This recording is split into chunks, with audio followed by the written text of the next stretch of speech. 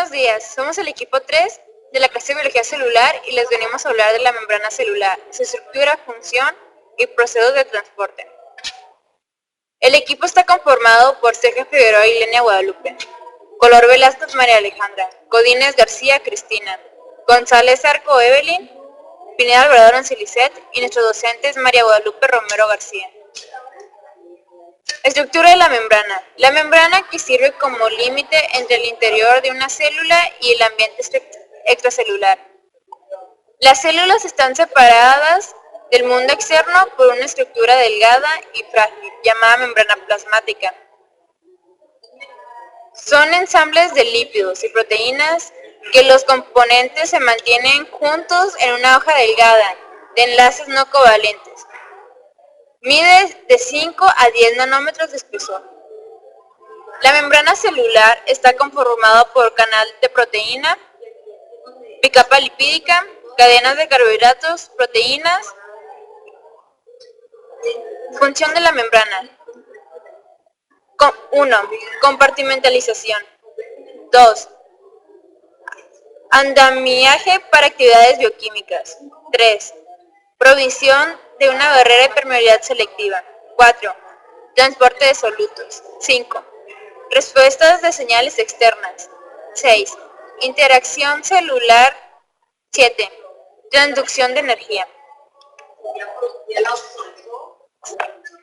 Bicapa lipídica. La bicapa lipídica es una delgada membrana polar formada por dos capas de moléculas de lípidos. Esta membrana son láminas planas que forman una barrera continua alrededor de las células. La bicapa lipídica es la barrera que mantiene a iones, proteínas y otras moléculas donde se necesitan y las previene de dispersarse en áreas en donde no deberían de estar. Proteínas de membrana. Las proteínas son responsables de las funciones dinámicas de la membrana. Tienen una dotación muy específica de proteínas. Las membranas intracelulares tienen una elevada proporción de proteínas debido al elevado número de actividades enzimáticas que albergan. En la membrana de proteínas desempeñan diferentes funciones, transportadoras, conectoras, conectan a la membrana con la matriz extracelular y con la del interior. Receptoras encargadas del reconocimiento celular y adhesión y enzimas. Permeabilidad de membrana. La permeabilidad de las membranas es la facilidad de las moléculas para atravesarlas. Esto depende principalmente de la carga eléctrica y en menor medida de la masa molar de la molécula. Pequeñas moléculas y moléculas con carga eléctrica neutra pasan la membrana más fácilmente que elementos cargados eléctricamente y moléculas grandes. La membrana es selectiva, lo que significa que permite la entrada de unas moléculas y restringe las de otras. La permeabilidad depende de los siguientes factores: solubilidad en lípidos, tamaño y carga. Osmosis. La osmosis u ósmosis es un proceso físico-químico que hace referencia al pasaje de un disolvente, aunque no de un soluto, entre dos disoluciones que están separadas por una membrana con características de semipermeabilidad. Estas disoluciones, por otra parte, poseen diferente contracción. Una membrana semipermeable es aquella que contiene poros de dimensión molecular, como el tamaño de estos poros es muy reducido. Solo puede atravesar la membrana las moléculas pequeñas, no así las de mayor tamaño. Esto quiere decir que si una de estas membranas se carga de separar un lípido y de dividirlo en dos porciones, se está produciendo diversos fenómenos que se explican a partir de las nociones de la potencial eléctrico-químico y difusión simple. Yo les voy a hablar del transporte pasivo. El transporte pasivo es un movimiento de sustancias bioquímicas, atómicas o moleculares a través de la membrana celular, sin necesidad de gasto de energía. Esto, a diferencia del transporte activo, no requiere una entrada de energía celular, porque es un cambio conducido por el crecimiento en la entropía del sistema. El índice de transporte pasivo depende de la permeabilidad de la membrana de la célula, la cual a su vez depende de la organización y características de los lípidos y proteínas de la membrana. Las cuatro principales clases de transporte pasivo son difusión simple, difusión facilitada, filtración y ósmosis, de la cual ya habló mi compañera. El transporte activo hace referencia al movimiento de moléculas a través de la membrana celular desde una región de baja concentración a una región de alta concentración, o en dirección opuesta a algún gradiente o algún otro obstructivo, con frecuencia un gradiente de concentración. A diferencia del transporte pasivo, que utiliza la energía cinética de las moléculas moviéndose a favor de un gradiente. El transporte activo utiliza la energía de las moléculas para moverlas contra un gradiente, repulsión polar o algún otro tipo de resistencia. El transporte activo se encuentra normalmente asociado con la acumulación de altas concentraciones de moléculas que la célula necesita, tales como iones, glucosa y aminoácidos. Recapitulando el tema de la membrana celular, les voy a dar un pequeño resumen de lo que hemos hablado hasta el momento. La fisiología de las membranas es importante central en todos los seres vivos. La bicapa lipídica es el modelo de mosaico fluido donde todo lo polar es soluble en agua e insoluble en agua. Esto quiere decir que es hidrofóbico. Las características principales de la membrana es que es una membrana fluida, su composición es asimétrica y su permeabilidad selectiva. Las funciones principales de la membrana es que su composición química está formada por proteínas, lípidos y carbohidratos, clasificados de la siguiente manera. Las proteínas en integrales o transmembranales intrínsecas, periféricas o extrínsecas y proteínas de anclaje. En los lípidos se clasifica en fosfolípidos, esfingolípidos y esteroides. Y en los carbohidratos en glucolípidos y glucoproteínas. Yo les voy a hablar acerca del transporte iónico. Los canales iónicos son proteínas transmembranales que contienen poros acuosos, que cuando se abren permiten el paso selectivo de iones específicos a través de las membranas celulares. Así, los canales iónicos son proteínas que controlan el paso de iones y, por tanto, el gradiente electroquímico a través de la membrana de toda célula viva. Estos canales actúan como compuertas que se abren o se cierran en función de los estímulos externos, aunque algunas sustancias tóxicas pueden desactivar su función natural. En los mamíferos, los canales iónicos determinan importantes procesos como la excitación del nervio y del músculo, la secreción de hormonas y neurotransmisores, la transducción sensorial, el control del equilibrio hídrico y electrolítico, la regulación de la presión sanguínea, la proliferación celular y los procesos de aprendizaje y memoria. Los canales iónicos forman poros de membrana que pueden abrirse y cerrarse. Cuando el canal iónico se abre, forma un poro acuoso que se extiende a través del espesor de la membrana. El flujo de iones a través de un canal, debido a diferencias en el potencial eléctrico o en las concentraciones, es pasivo. O sea, no necesita de gasto metabólico energético por parte de la célula. Los iones fluyen pasivamente en favor de su gradiente electroquímico. La energía viene de las fuerzas químicas de difusión, ósmosis y equilibrio electroquímico. Así, las dos grandes fuerzas que impulsan a los iones a moverse son la diferencia de concentración y el gradiente eléctrico. Es decir, a ambas se le llaman fuerza electromotriz, ya que en la región de mayor concentración, la probabilidad de que las partículas choquen entre sí es mayor. La migración de una partícula de esta región a una de menor concentración es termodinámicamente favorecida. Se dice que la partícula se mueve en favor de un gradiente químico o de concentración. Los canales iónicos pueden ser de dos tipos: de filtración, que siempre se mantienen abiertos, y de compuerta, que abren y se cierran en reacción a algún tipo de estímulo. Los canales iónicos se pueden clasificar en función del tipo del estímulo para su abertura en cierre. Es decir, canales activados por voltaje, canales activados por ligandos, canales mecanosensibles. Los primeros que les voy a mencionar son los canales regulados por voltaje. El canal se abre ante la diferencia de potencial transmembrana y es selectivo para cierto tipo de iones debido a que el poro está polarizado y tiene un tamaño similar al del ion. Los canales iónicos abren en respuesta a cambios en el potencial eléctrico a través de la membrana plasmática, que tiende a ser una bicapa lipídica. Su principal función es la transmisión de impulsos eléctricos, es decir, generación del potencial de acción, debido a cambios en la diferencia de cargas eléctricas derivadas de las concentraciones de aniones y cationes entre ambos lados de la membrana.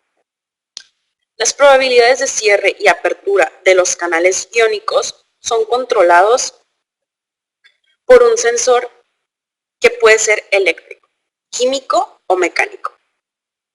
Los canales activados por voltaje contienen un sensor que puede ser eléctrico, que incluye varios aminoácidos con carga positiva que se mueven en el campo eléctrico de la membrana durante la apertura o cierre del canal.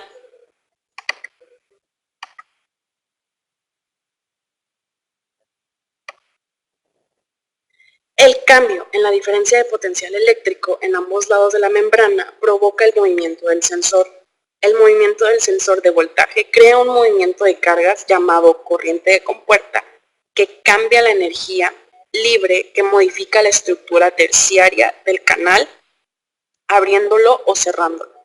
Algunos de estos canales tienen un estado refractario conocido como inactivación, cuyo mecanismo está dado por una subunidad independiente de aquellas responsables de la apertura y cierre. Ahora les voy a hablar del potencial de membrana. Como resultado de la permeabilidad selectiva de la membrana plasmática, la presencia de las moléculas con carga negativa que no se difunden dentro de la célula y la acción de varias unidades de bomba sodio-potasio, hay una distribución desigual de cargas a través de la membrana. Como consecuencia, el interior de la célula tiene mayor cantidad de cargas negativas en comparación con el exterior. Esta diferencia de carga o diferencia de potencial se conoce como el potencial de membrana.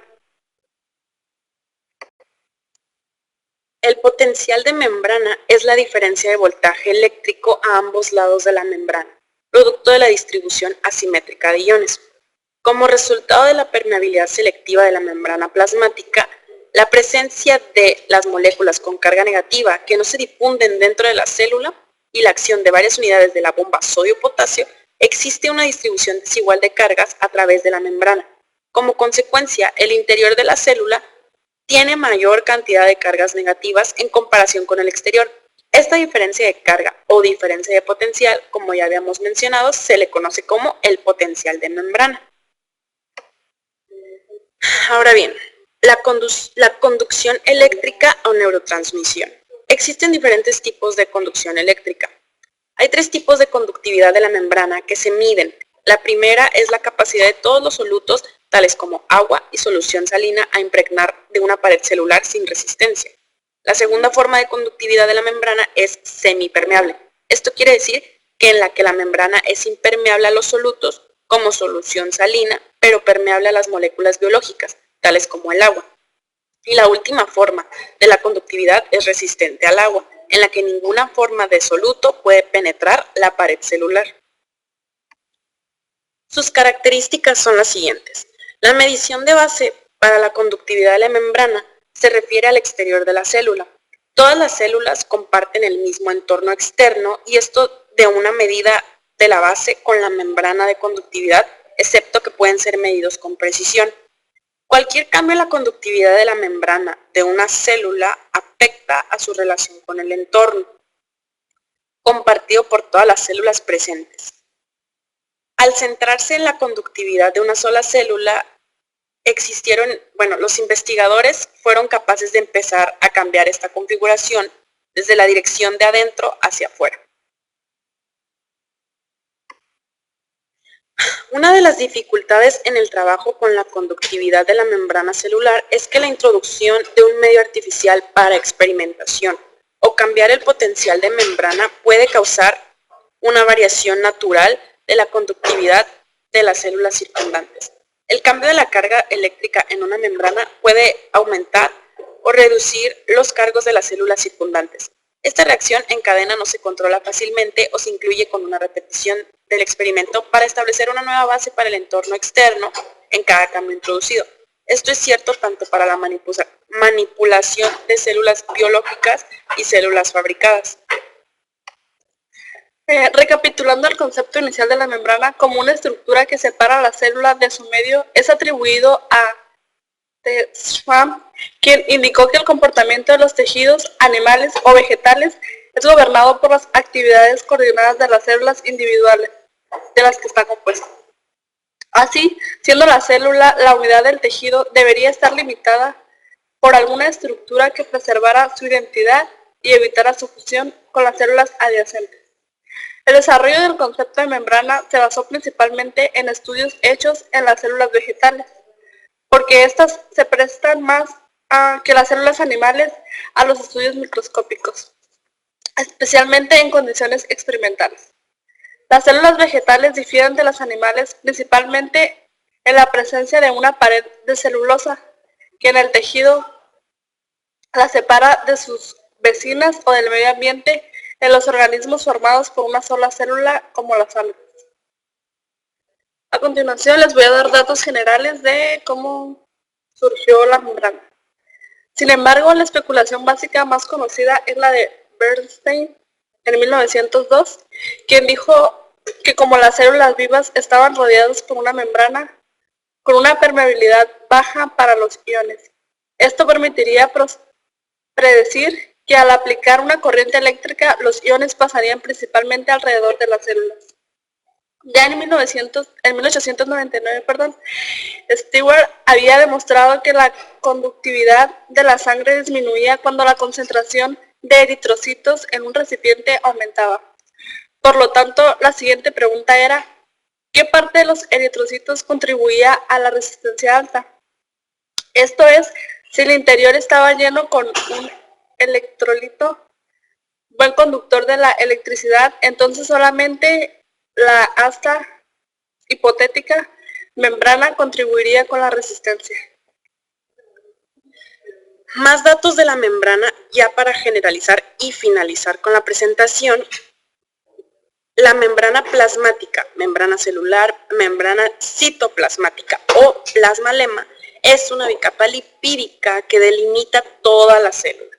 Una estructura formada por dos láminas de fosfolípidos, glucolípidos y proteínas que rodean, limitan la forma y contribuyen a mantener el equilibrio entre el interior, que vendría siendo el medio intracelular, y el exterior, que es el medio extracelular de la célula. Regula la entrada y salida de muchas sustancias entre el citoplasma y el medio extracelular. Es similar a las membranas que delimitan los orgánulos en células eucariotas. Está compuesta por dos láminas que sirven de contenedor para el citosol y los distintos compartimentos internos de la célula, así como también otorga protección mecánica. Está formada principalmente por fosfolípidos, colesterol, glúcidos y proteínas. La principal característica de esta barrera es la permeabilidad selectiva, lo que le permite seleccionar las moléculas que deben entrar y salir de la molécula. De esta forma se mantiene estable el medio intracelular, regulando el paso y el agua, iones y metabolitos a la vez que mantienen el potencial electroquímico. La membrana plasmática es capaz de recibir señales que permiten el ingreso de partículas a su interior. Cuando una molécula de gran tamaño atraviesa o es expulsada de la molécula, se invagina parte de la membrana plasmática para recubrirlas cuando están en el interior. Ocurren respectivamente los procesos de endocitosis y exocitosis. Para finalizar, llegamos a la conclusión y pudimos lograr identificar los componentes de las membranas celulares, las funciones generales y reconocimos los tipos de transporte a través de la membrana y su importancia. Eso sería todo por nuestra parte, compañeros, y gracias por su atención.